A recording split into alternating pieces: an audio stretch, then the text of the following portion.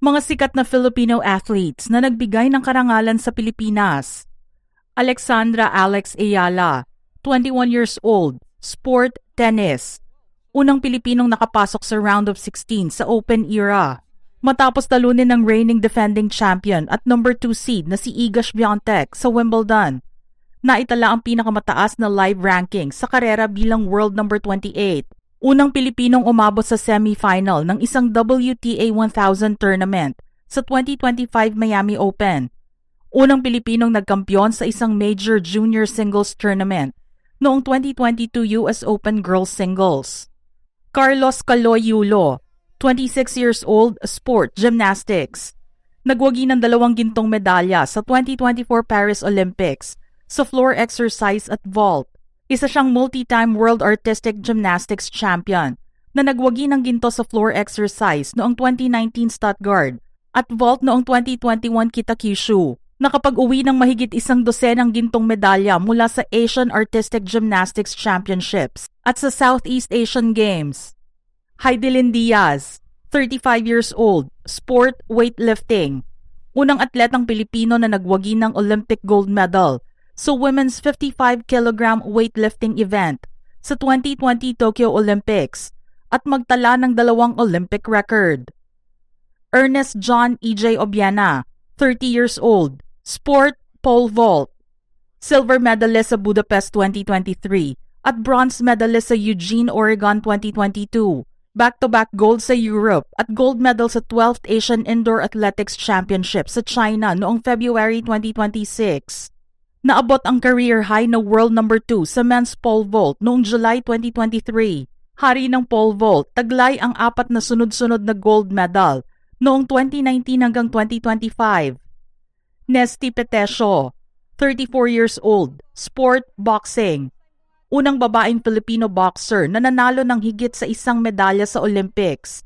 Nagwagi ng silver medal sa women's featherweight division sa 2020 Tokyo Olympics, bronze medal sa 2024 Paris Olympics, at gold medal sa 2019 IBO Women's World Boxing Championships. Manny Pacquiao, 47 years old, sport, boxing. Kinikilala bilang greatest professional boxer of all time na naging 8th Division World Champion in boxing history, na nagwagi ng 12 major world titles sa 8 magkakaibang weight classes. Fighter of the Decade honor mula sa Boxing Writers Association of America o BWAA, WBC at WBO, at 2025 WBC's Fighter of the Century honor. Efren Bata Reyes, 71 years old, sport, billiards. Kinikilala bilang The Magician at ang unang kampiyon ng World Championship sa 2 magkaibang disiplina ng pool. Kauna-unahang Asyanong nailuklok sa Billiard Congress of America Hall of Fame noong 2003. Nagmamay-ari ng 4 na World 8-Ball Championship, 2 World Cup of Pool titles at 13 Derby City Classic titles. Ginawaran ng prestihiyosong Philippine Legion of Honor at ng Order of Lacandula Champion for Life Award. Rafael Paeng Nepomuceno, 69 years old, sport, bowling. 6-time World Bowling Champion at kinilala bilang Athlete of the Millennium ng FIQ o International Bowling Federation. Guinness World Records holder bilang pinakabatang kampiyon sa 10-pin bowling at pinakamaraming career titles sa buong mundo.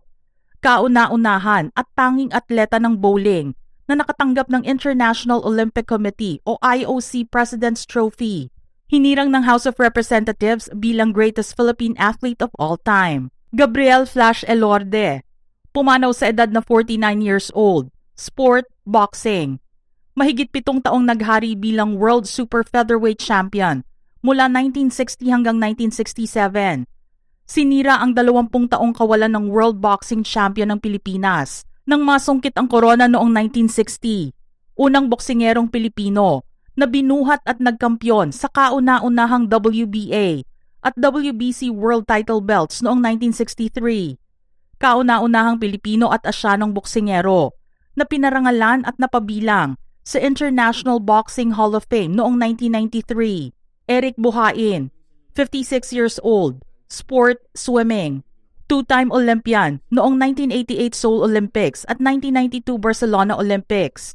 Best Male Athlete sa 1989 SEA Games na nakapag-uwi ng hindi mabilang na mga gold medals mula 1985 hanggang 1993. Chairman Philippine Sports Commission noong 2002 hanggang 2005. Chairman Games and Amusements Board noong 2005 hanggang 2010. At member ng Philippine House of Representatives noong 2022 hanggang 2025. Akiko Thompson, 51 years old, sport, swimming.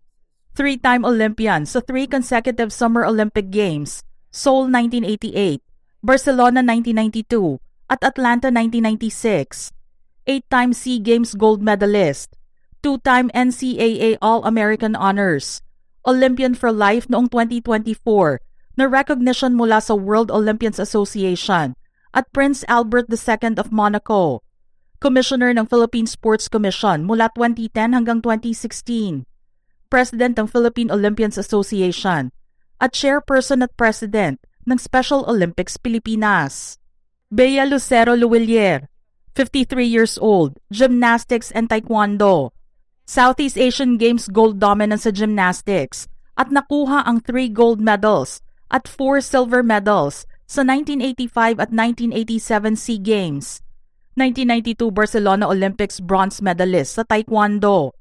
Officially inducted sa Philippine Sports Hall of Fame noong June 2026. Mikey Kowanko Jaworski, 52 years old, sport, equestrian. Gold medalist, individual show jumping equestrian event at silver medalist sa team jumping category noong 2002 Asian Games sa Busan, South Korea. Elected noong July 2020 sa Executive Board of the International Olympic Committee o IOC at first Asian woman sa posisyon. Chairperson of the IOC Coordination Commission for the 2032 Summer Olympics sa Brisbane, Australia. Lydia De Vega, pumanaw sa edad na 57 years old, sport, track and field. Kinilala sa buong mundo bilang fastest woman in Asia noong dekada 80.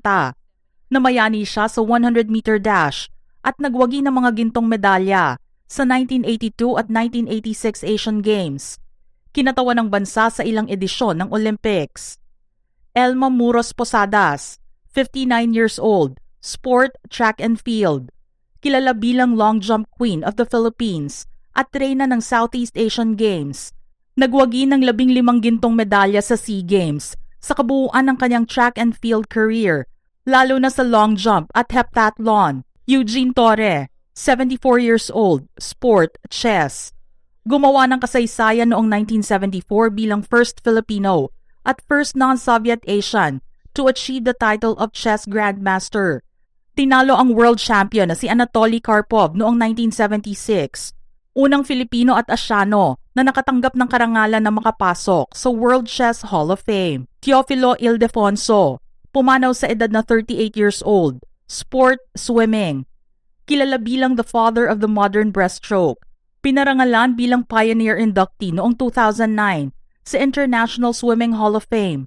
Unang Pilipino at Asyanong nakakuha ng bronze sa 1928 Amsterdam, bronze sa 1932 Los Angeles, at finalist na nasa 7th place sa 1936 Berlin Olympics. Naghari sa 200-meter breaststroke, taglay ang 4 na sunod-sunod na gold medal sa 4 Eastern Games noong 1923, 1927, 1930 at 1934. Carlos Caloy Loizaga, pumanaw sa edad na 85, sport, basketball. Tinagurian bilang the big difference at pinangunahan niya ang pambansang koponan sa pagkamit ng bronze medal sa 1954 FIBA World Championship at nananatiling pinakamataas na pwestong nakamit ng alinmang bansang Asyano sa kasaysayan ng tournament. Ginawaran siya ng pagkilala ng FIBA Hall of Fame noong 2023 matapos ang kanyang pagpanaw. Gilas Pilipinas, FIBA World Cup bronze medal 1954, 5th place at the Summer Olympics 1936. Hawak ang 5 FIBA Asia Cup gold medals at 5 Asian Games gold medals, kasama ang historic emotional gold medal breakthrough sa 2022 Asian Games sa ilalim ni Coach Tim Cone. Nalampasan ang Korean curse at pagbabalik sa world stage noong 2013 sa pagkuha ng silver medal sa 2013 FIBA Asian Championship. Historic triumph sa 2014 FIBA World Cup at tinalo ang Senegal na nagbigay ng unang panalo sa bansa sa World Cup sa loob ng 40 taon.